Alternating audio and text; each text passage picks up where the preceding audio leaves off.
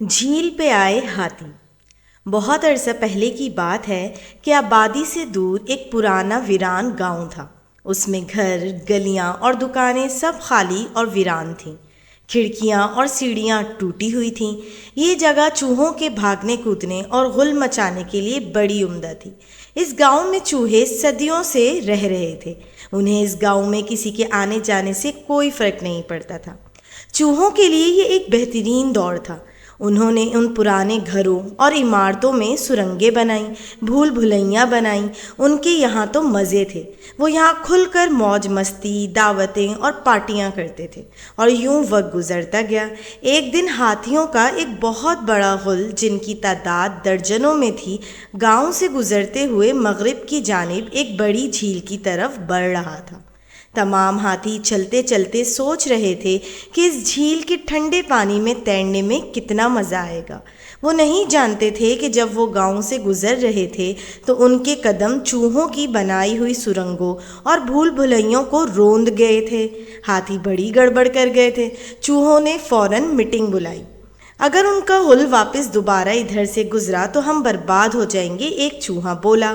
ہم انہیں اب موقع ہی نہیں دیں گے، ایک اور بولا۔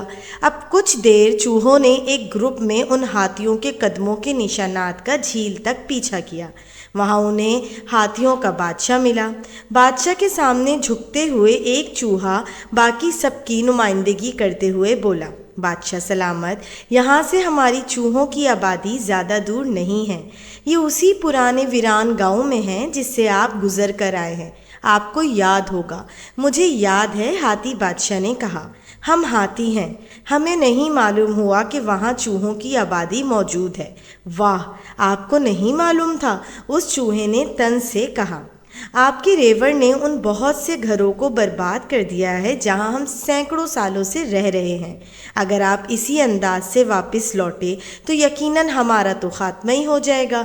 ہماری ایک عرض سنیں، کیا آپ واپس جانے کے لیے کوئی دوسرا راستہ اختیار نہیں کر سکتے؟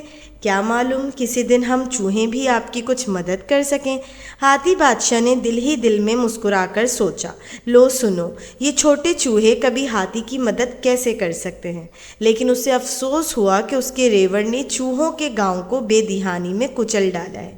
اس نے کہا، ٹھیک ہے، تمہیں پریشان ہونے کی ضرورت نہیں، میں ریوڑ کو دوسرے راستے سے گھر لے جاؤں گا۔ اسی دوران قریبی بادشاہ نے اپنے شکاریوں کو حکم دیا کہ وہ جتنے ہاتھیوں کو پکڑ سکتے ہیں پکڑ لیں۔ یہ جان کر ہاتھی دور دور سے اس بڑی جھیل میں تیرنے کے لیے آتے ہیں۔ بادشاہ کے شکاریوں نے وہاں پانی میں جال لگا دیے۔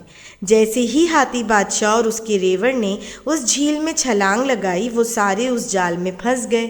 2 دن بعد شکاریوں نے ہاتھی بادشاہ اور اس کے ریوڑ کو بڑی بڑی رسیوں سے کھینچ کر جھیل سے باہر نکالا اور انہیں جنگل کے مضبوط درختوں سے باندھ دیا۔ جب شکاری چلے گئے تو ہاتھی بادشاہ سوچنے لگا کہ کیا کیا جائے۔ وہ سب درختوں سے بندھے ہوئے تھے سوائے ایک ہاتھی کے۔ وہ آزاد تھا کیونکہ اس نے جھیل میں چھلانگ نہیں لگائی تھی۔ ہاتھی بادشاہ نے اسے پکارا اور اس سے کہا کہ وہ فوراً ویران گاؤں جائے اور چوہوں کو یہاں لائے۔ جب چوہوں کو پتہ چلا کہ ہاتھی بادشاہ اور اس کا ریوڑ مصیبت میں ہیں تو وہ جھیل کی طرف بھاگے۔